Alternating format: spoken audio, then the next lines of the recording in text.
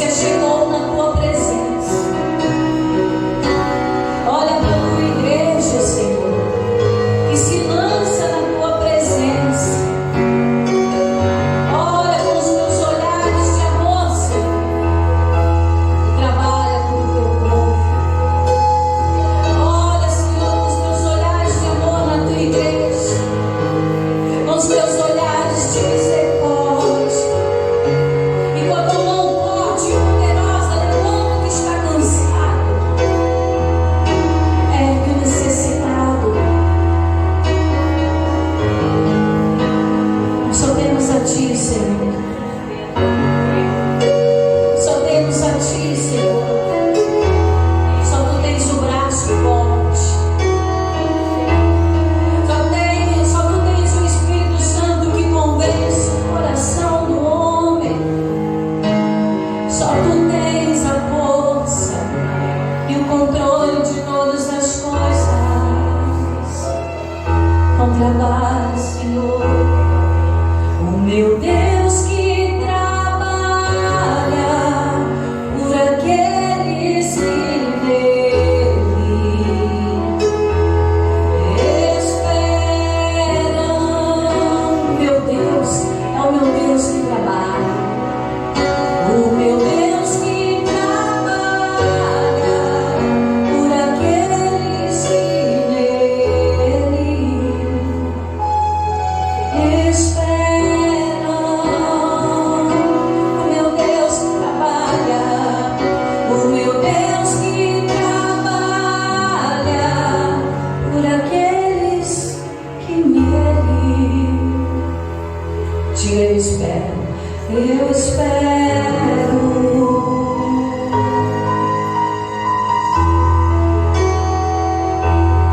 Eu espero.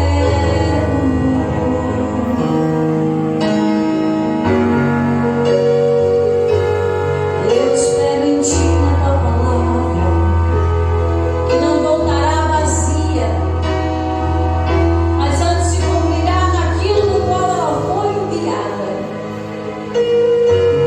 E a palavra para este momento, para esta hora é: eu creio no Senhor Jesus, estou sendo salvo.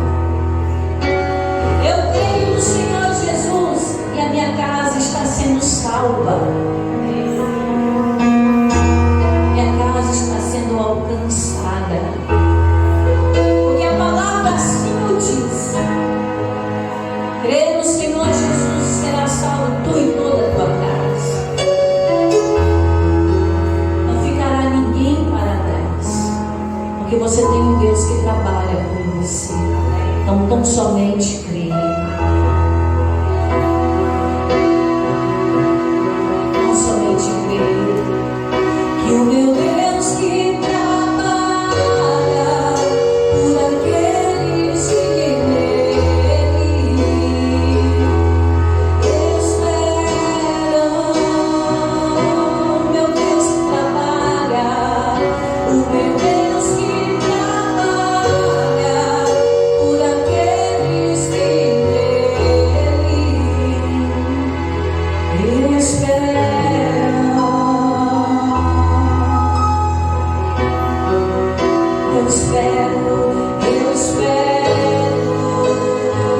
Eu espero no Senhor, e nele eu encontro descanso. Olha, quinto mês já foi embora. A gente já pode dizer assim, né? Falta poucas horas. Esdras, vamos lá? Capítulo 7. Irmãos, como é bom a gente andar com Deus. Quando a gente anda com Deus, é uma coisa tão maravilhosa. Ele abre portas aonde não há. Ele envia pessoas, Ele envia anjos, Ele envia o Espírito Santo, Ele envia a palavra dEle para fazer valer aquilo que Ele prometeu ao seu coração. Nós vamos encontrar aqui o povo de Israel que se encontrava no reinado da Pérsia, mas que pôde contar com a mão do rei, porque Deus estava abençoando. Mas esse povo foi privilegiado. Deus mudou o coração do rei e abençoou Esdras e todo o povo para que eles fossem. Irmãos, não vou ler a história aqui porque é muito extensa, mas por que esse rei se moveu? Por que as coisas mudaram? Nós vamos começar aqui no capítulo 7, versículo 10. Encontraram? Esdras 7, 10, que diz assim: porque Esdras tinha preparado o que, igreja? O seu coração para buscar a lei do Senhor e para cumprir, e para ensinar em Israel os seus estatutos e os seus direitos. Mas ele buscou a Deus. Então aqui fica para nós o segredo. Mesmo que estivermos em uma condição cativos. O que é uma condição cativa, pastora?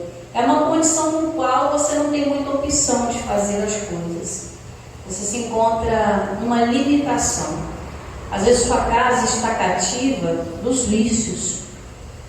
A maioria está presa no vício do álcool, das drogas, da prostituição, está preso no vício da pornografia. Muitas vezes está preso ali numa revolta, num trauma, em algo do tipo que escraviza a pessoa.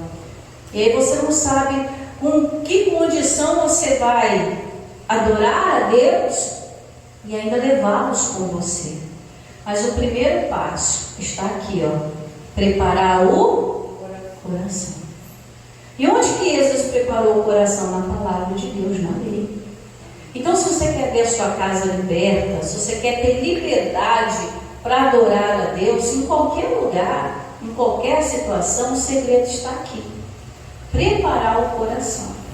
Por isso que eu falo com tanta ênfase, quando a pessoa precisa preparar o coração quando ela chega na igreja. Essa parte principal que a gente faz do louvor, não é para ganhar tempo, para dar tempo da pessoa chegar na igreja e ouvir a palavra. A palavra é importante, importantíssima. Mas sem um coração preparado, ela não vale nada.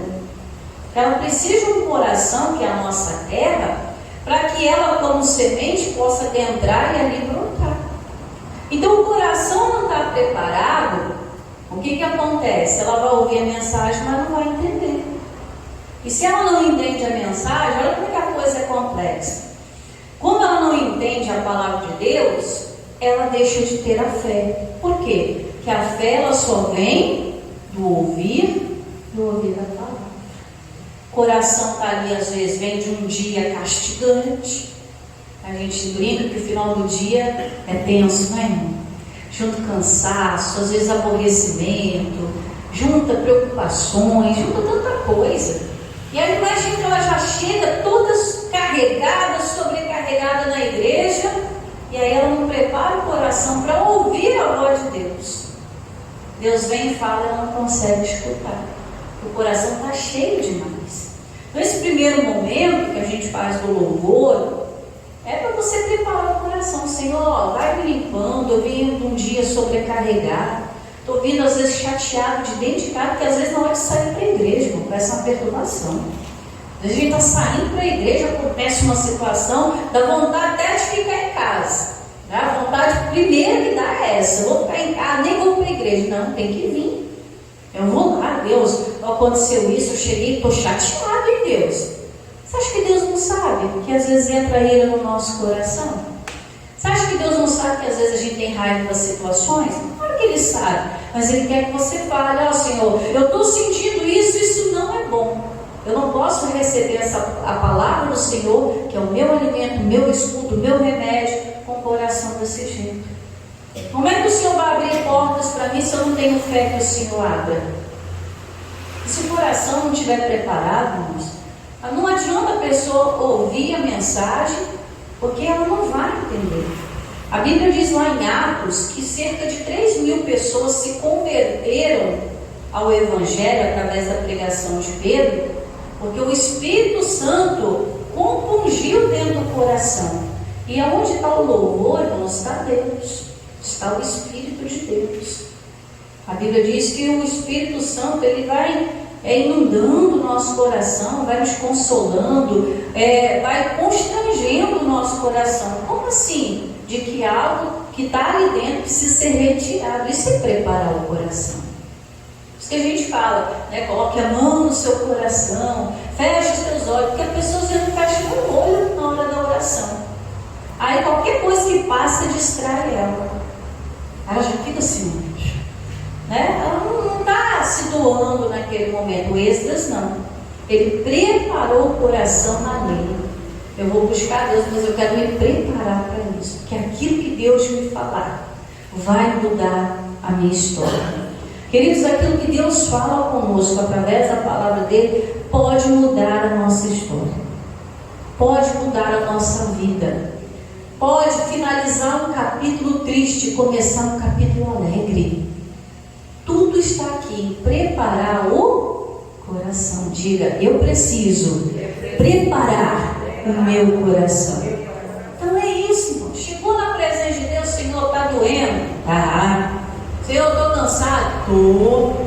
Mas estou aqui para o Senhor tirar a minha sobrecarga. Vinde a mim todos vós que estáis cansados e sobrecarregados. Você está falando, vem do jeito que você está. Aqui eu cuido. Mas você tem que deixar Deus cuidar. Quem é o diabo que pode impedir você aqui na casa de Deus, já está aqui, você que nos acompanha em casa, de chegar na presença de Deus? Ele não pode fazer isso. Porque há um maior conosco. É um que rege a terra. É um que tem controle até das situações. Se ele falar é não, se ele falar assim é assim, não há portas que se fechem diante dele. Deus é Deus. Até o diabo sabe disso, irmãos. O diabo sabe que ele não é nem doido de proibir você, de tentar impedir você de buscar a Deus quando você tem essa determinação no coração. Mas é quando não tem, irmãos, aí ele se sente, né? Não, a pessoa não está nem ligando. Agora eu vou entrar. Aí vai lá, coloca uma visita inesperada na hora de você sair para a igreja. Coloca uma dor não sei das quantas. Coloca uma chateação. Coloca um cansaço extra no corpo. Tudo para você não ir buscar. Porque já está no coração de não querer ir. Aí tudo coopera. Não para o bem, mas para o mal. Está vendo como é que é a importância de você preparar o seu coração?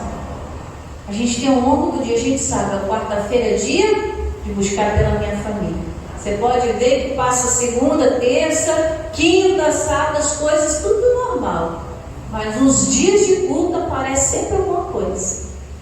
O diabo quer te impedir. Mas se você se propuser no seu coração, eu vou lá buscar a Deus, vou adorar, e na minha adoração minha casa vai ser alcançada. Nem o diabo é doido, nem ele é besta de lhe impedir de fazer isso.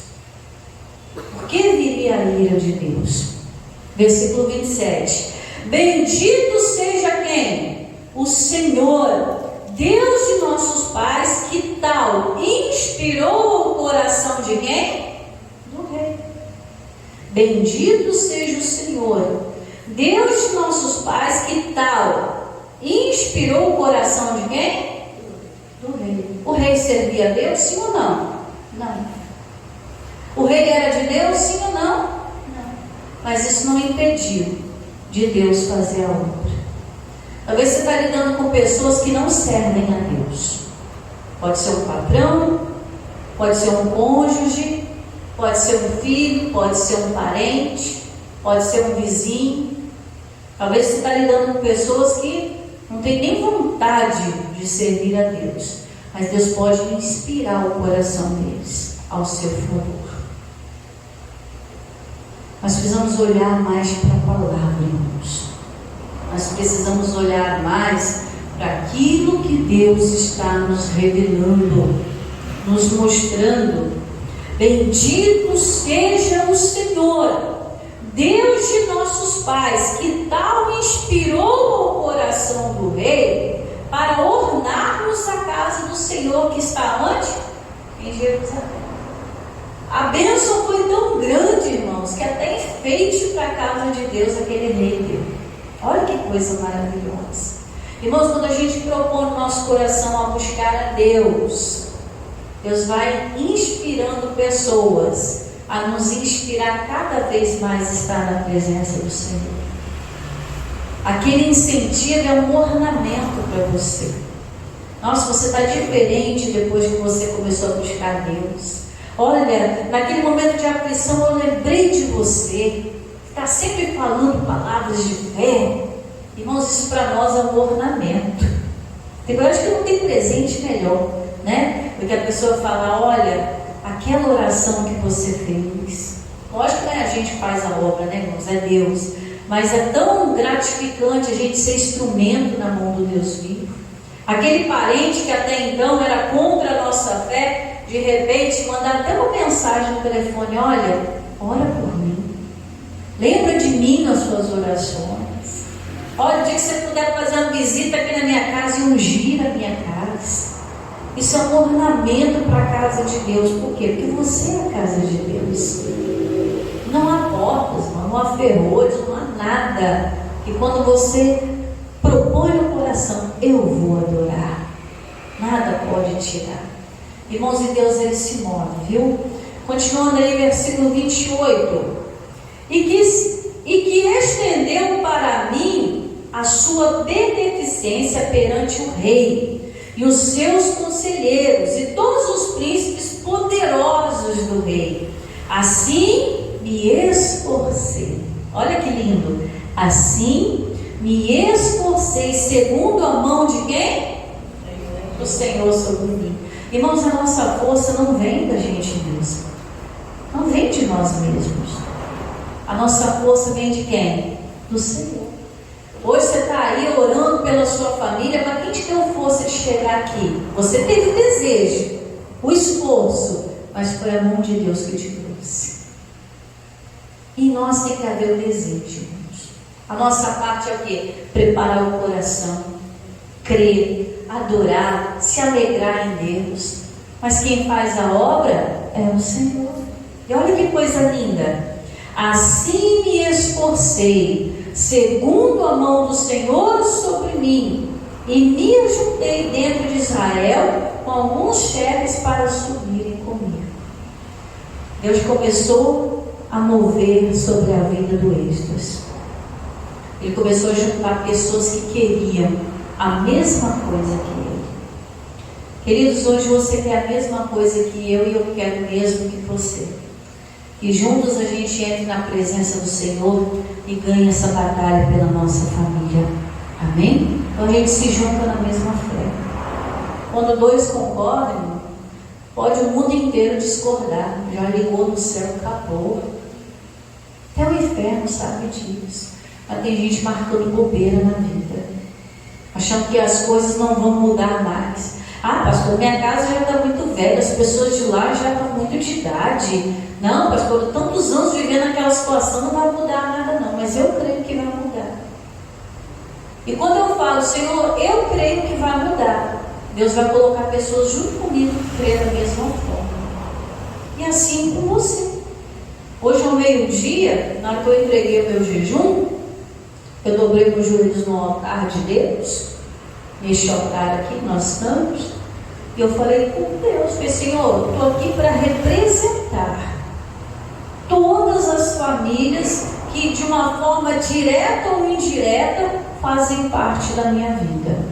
A minha casa, os meus parentes, as pessoas que pedem oração pelo WhatsApp, as pessoas do canal do YouTube, as pessoas daqui da igreja, qualquer pessoa que por algum momento passou no meu caminho, eu quero representar essa pessoa em oração agora pela casa dela. E fiz a oração. Não, quem está no mesmo propósito, recebeu. Mas não adianta eu estar aqui com toda essa fé e a pessoa está de lá, minha casa não tem jeito. Ah, já tem muito tempo que o marido foi embora de casa, esse não volta mais. Mas se é desejo seu que volte, por que Deus não pode fazer essa obra? A não ser que a pessoa não queira. Ah, esse filho já está grande demais, já está rebelde demais, não pode mudar. E quem é o filho diante de Deus, irmão? Maior é Deus do que o filho. Maior é Deus do que o cônjuge. Maior é Deus do que o patrão. Se você quer a palavra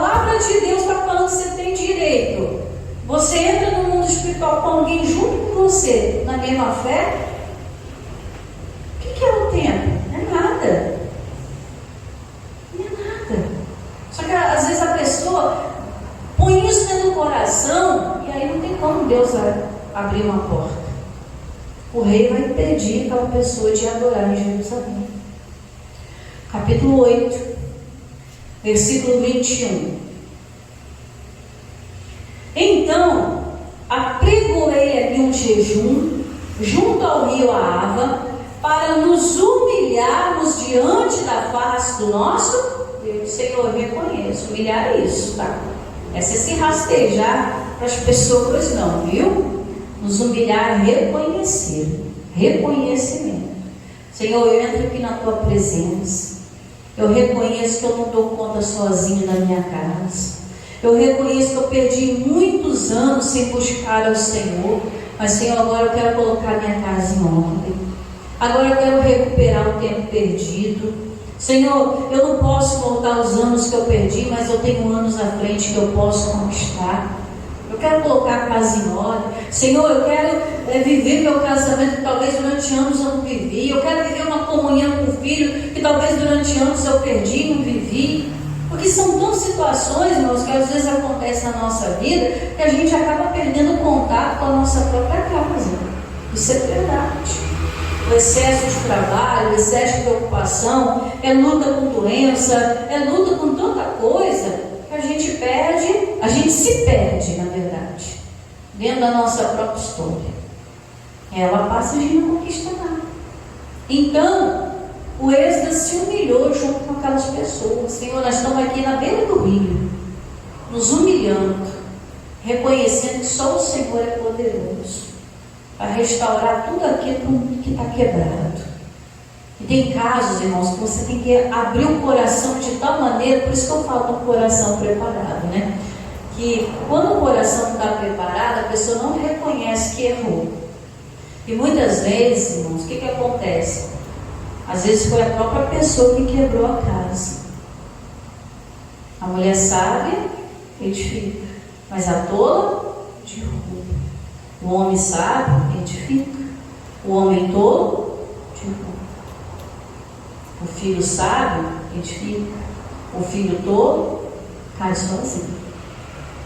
Então, irmãos, vai ter que ter aquele jogo de cintura para vencer o orgulho e falar: Senhor, eu errei com a minha casa durante muitos anos. Não dediquei o tempo, não dediquei a oração, não me dediquei a buscar ao Senhor. Mas nós não estamos aqui para te acusar, mas para te conscientizar que você pode chegar diante de Deus: Senhor, eu me arrependo do tempo que eu perdi, mas o Senhor é dono do tempo, eu quero recuperar agora. Quero colocar minha casa em ordem. Quero viver nesses últimos anos que me restam. Não estou te agorando não, tá? Eu me arrependo dos anos que perdi, mas eu quero anos de volta agora. Eu quero anos na tua presença. Os dias que me restam, eu quero ser feliz na minha casa. Dos dias que me restam, eu quero ser feliz com a minha família. Eu quero portas no meu trabalho que talvez eu nunca tive. Eu quero oportunidades que, por bobeira, por orgulho, por timidez, eu perdi. Né? Como o pastor no domingo retrasado teve aqui pregando falou, talvez você é de uma área e está trabalhando em outra. Talvez você tenha uma formação e está trabalhando em nada. Né? Se perdeu na vida. Não sabe, pastor, eu estou em bom orgulho do meio do palheiro, não estou me encontrando. Ou aquela linha que embola, né? Terrível, né? Tem um monte de linha que embola, você não sabe nem o que é começo, meio e fim. Aí você vai tentar tirar, o que acontece? Arrebenta tudo. Tem gente que está arrebentada na vida, está cansada das chicotadas da vida. Então ela tem que chegar aqui: Senhor, eu quero preparar o meu coração, me humilhar, reconhecer que só o Senhor pode transformar a minha história. Ele diz mais o quê? Então apregoei ele no jejum, junto ao rio Ahava, para nos humilharmos diante da face do nosso Deus, para lhe pedirmos o quê? Um caminho direito para nós. É o que eu estava falando. Senhor, eu quero conserto para mim, que talvez fui eu que baguncei com a minha casa inteira. Tem que vencer o orgulho, irmão, para até reconhecer que você esteve em falta. Poderia ter feito e não fez, poderia ter orado e não orou. Pastora, há casos que eu passei minha vida inteira brigando, discutindo, acusando. Então é momento de quê? Se você passou a vida inteira falando, agora é momento de fazer o quê? Olha aqui, fechar a boca. No físico, mas no espiritual você falar com Deus. Pastor, eu perdi tanto tempo magoado com uma situação que o tempo passou e nada se resolveu. Então aqui é um caminho direito para nós. Direitar a nossa vida, irmãos. Senhor, eu sou uma pessoa falha na oração. Então o que eu tenho que fazer? Orar mais.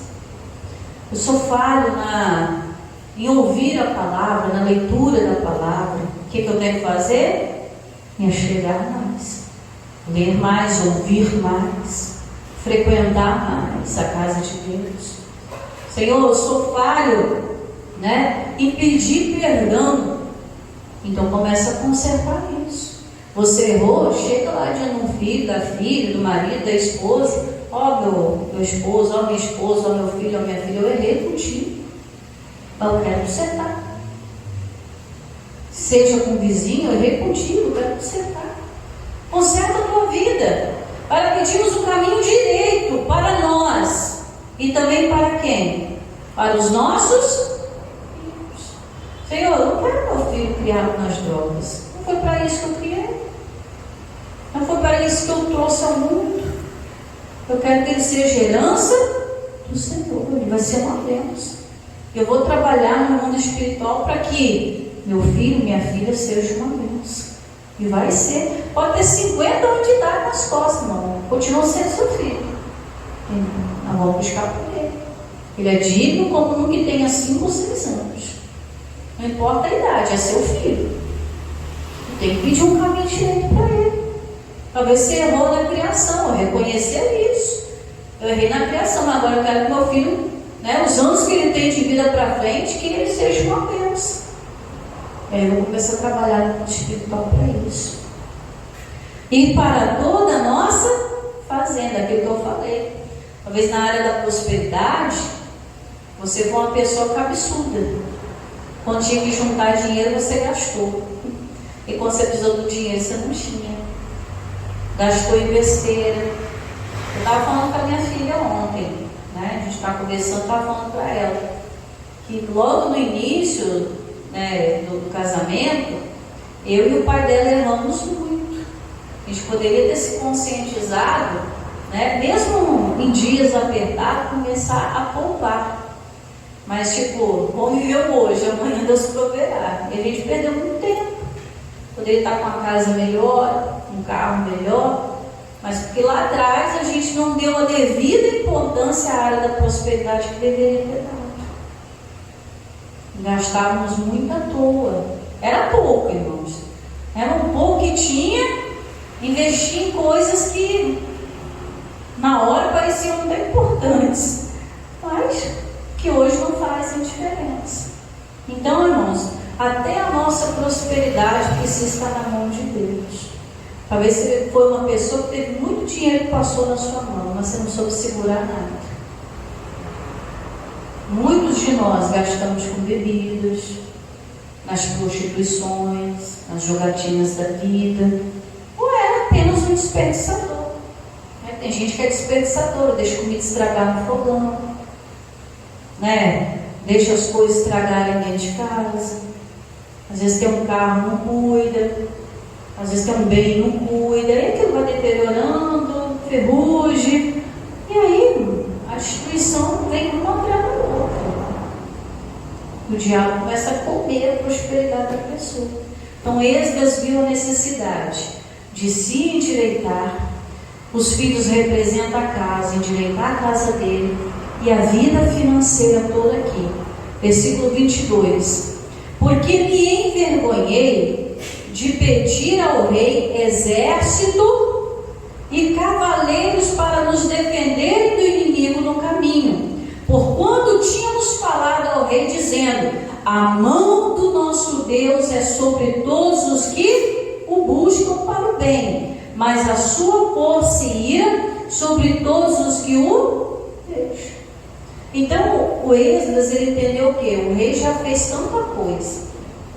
E eu falei para o rei que o nosso Deus era poderoso. E aí o que acontece, irmãos? Quando a gente abre a boca para dizer Deus é comigo, você tem que batalhar para Deus ser com você. Você tem que honrar essa fé que você depositou em Deus, confiando nele. Porque tem gente que fala só Jesus na causa, às vezes fala até no momento de desabafo, mas não crê que é só Jesus mesmo para dar andamento naquela causa. Tem gente que fala, não, Deus vai me livrar, mas começa a pedir ajuda um monte de gente desesperado, porque não tem aquela confiança em Deus. O Esdras ficou com vergonha.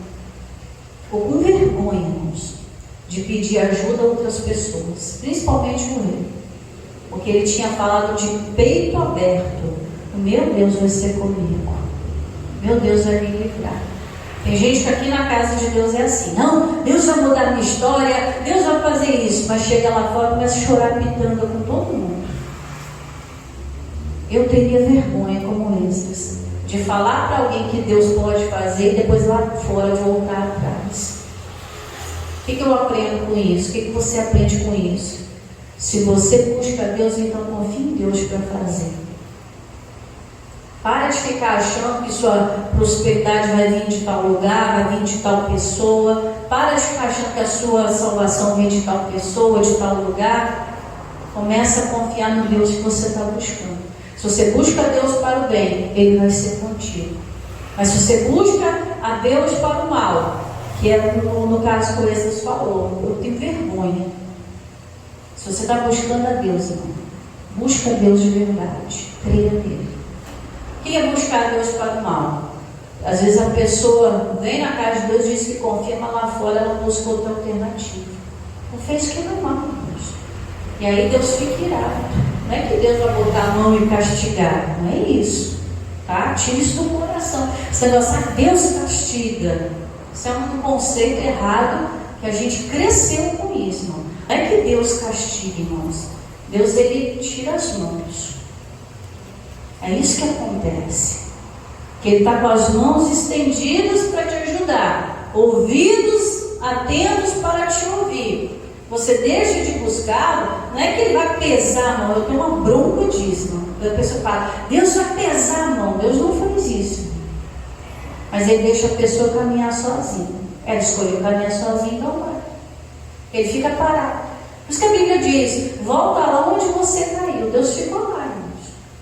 Mas na maneira que você toma a sua atitude de fazer as coisas sozinho, Deus, Ele para.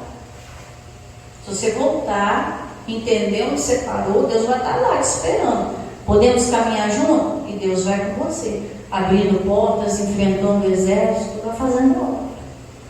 Mas no momento que você decide, eu vou fazer do meu jeito, Deus, Ele tira a mão. E aí o que acontece?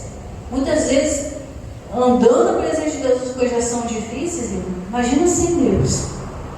Vai parar para pensar nisso?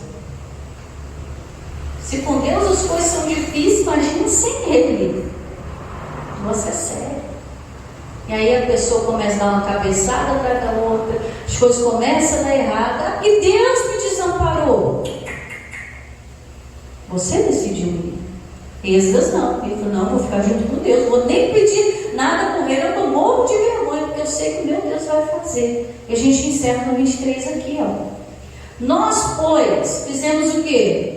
Jejuamos e pedimos isso ao nosso Deus, e Ele se moveu pelas nossas orações. Coisa maravilhosa, né? Não precisa da oração de ninguém, não, igreja. Para com esse negócio, vou pedir um profeta tal, um missionário tal, não sei o que. Para com isso. Você tem autonomia para chegar diante de Deus, abrir seu coração, prepará-lo para buscar, fazer jejum. Tem gente que não faz jejum de jeito nenhum, não consegue fazer jejum. Ai, pastor, eu vou fazer jejum, dá fome, dá isso, dá aquilo. Mas se tem que fazer um exame e ficar aí 12 horas sem comer, a pessoa faz. E para as coisas de Deus é difícil, porque ela não se propõe a fazer aquilo. A verdade é essa. A gente só faz aquilo que a gente se propõe a fazer. Ele se propôs a jejuar. A casca de demônio, irmãos, há problemas espirituais que só sai com jejum e oração. Não é que o jejum tira o demônio, não. O jejum, ele te quebranta, ele te sensibiliza, porque está quebrando a carne. E aí, quando você está sensível, você consegue ouvir a voz de Deus. Entra a oração. A casca de demônio, há problemas, há situações que só vai sair quando a pessoa se propõe a jejuar e orar. Vou fazer um jejum para Deus abençoar. Não, vou fazer um jejum para eu ouvir a voz de Deus e tomar posse da bênção que Ele tem para mim. Mas quando fala para fazer um jejum na igreja, não consegue. Fica lá 14 horas no jejum intermitente, 16 horas. Mas para ficar às vezes de 6 às 10 da manhã não consegue. De 6 a meio-dia não consegue. Então, irmãos, a gente tem que parar e analisar o nosso caminho. Estamos andando direito? Então coloque isso no teu coração hoje. Porque Deus, Ele vai se mover pelas nossas orações. Amém? Deixa eu fazer uma oração por você e por quem está em casa agora. Pai, em nome de Jesus, diante da tua presença eu me coloco agora para abençoar a casa desta pessoa, para abençoar, meu Deus, a vida desta pessoa que entendeu que ela precisa se preparar para buscar ao Senhor. Que não há nada, nem o rei, que possa impedi-la de estar na casa do Senhor. Essa pessoa entendeu que ela precisa endireitar os caminhos dela. Reconhecer, se humilhar é reconhecer que ela andou talvez fora da direção que o Senhor tinha para ela. Meu Deus, eu oro agora por esta pessoa. Aonde ela está tendo entendimento que ela precisa preparar mais o coração, a vida dela para estar na tua presença. E uma vez estando nela, na tua presença, a abundância de alegria. Ela vai entender que o Senhor está trabalhando por ela. Ela vai entender que na maneira que ela se humilha, que ela faz os propósitos, o Senhor pode se mover e vai se mover pelas orações. Porque o Senhor é por aqueles que o buscam. Vem nós você buscar a Deus. Senhor, eu reconheço que meu caminho não está direito, a minha casa não está direita, e muito menos as minhas finanças estão acompanhando. Você se humilha, você reconhece. Deus começa a mover-se no sobrenatural, no oculto, e começa a abrir portas que você nem imaginaria e seriam impossíveis serem abertas. Pois a porta do coração de um filho está fechada pela mão. Talvez a mentalidade de alguém da casa que está fechado para os vícios, Deus pode abrir aquela porta para você. E você vai ter acesso ao coração daquela pessoa.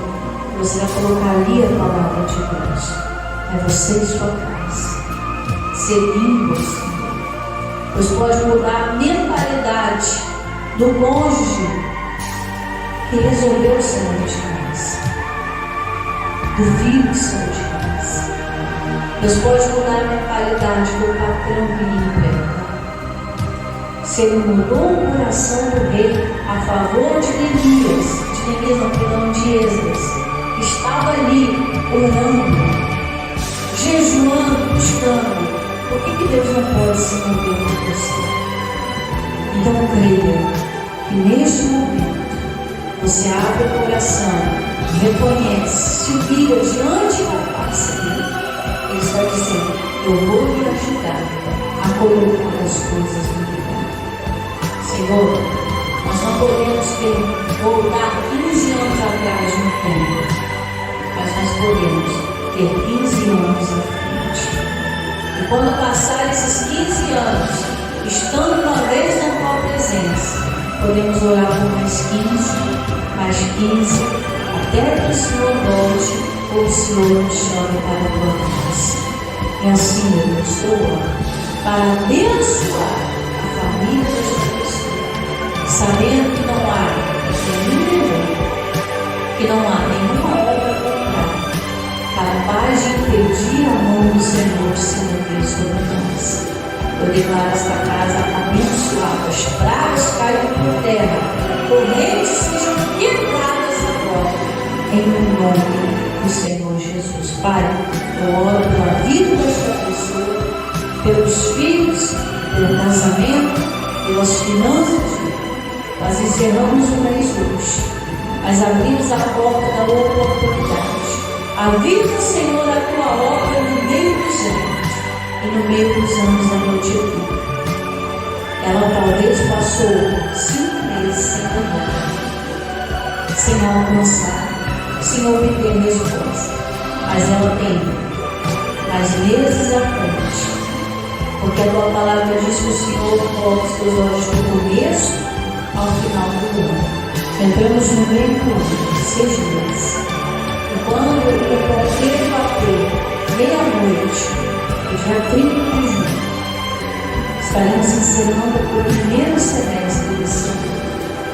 E ela pode, no segundo semestre, ter essa reviravolta de que tanto ela precisa. Mas nesse intervalo, ela precisa preparar o coração, dar-se a buscar o Senhor, seja com jejuns e orações, e Deus irá se mover em nome de Jesus.